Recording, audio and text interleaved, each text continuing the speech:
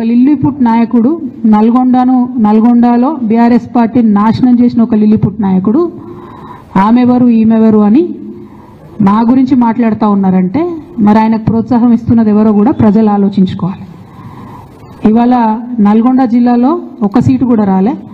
ఆయన సీటు సావు తప్పి కన్నులొట్టవైన చందంగా చివరి నిమిషంలో అనుకోకుండా గెలిచినటువంటి సీటు. ఎన్నడూ ప్రజా ఉద్యమాలు చేయలే. కేసీఆర్ గారు లేకపోతే మరి నువ్వెవరు? అది కూడా ఆలోచించుకోవాలి కదా. కేసీఆర్ గారు లేకపోతే బీఆర్ఎస్ పార్టీలో ఉన్న ఏ నాయకుడైనా ఎవరు? ప్రజలకు మనందరినీ పరిచయం చేసింది కేసీఆర్ గారే కదా.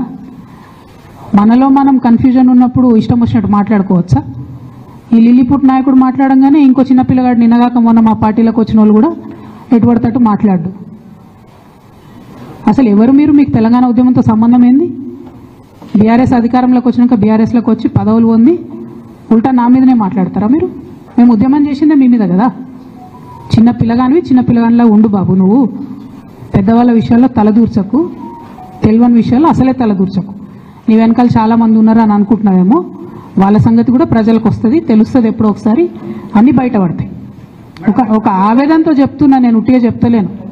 రాజకీయం చేయొచ్చు కానీ ఇంత నీచంగా ఒక ఇంటి ఆడబిడ్డ మీద ఇటువంటి మాటలు మీరే అనిపించి స్పందించకుండా ఉంటారా?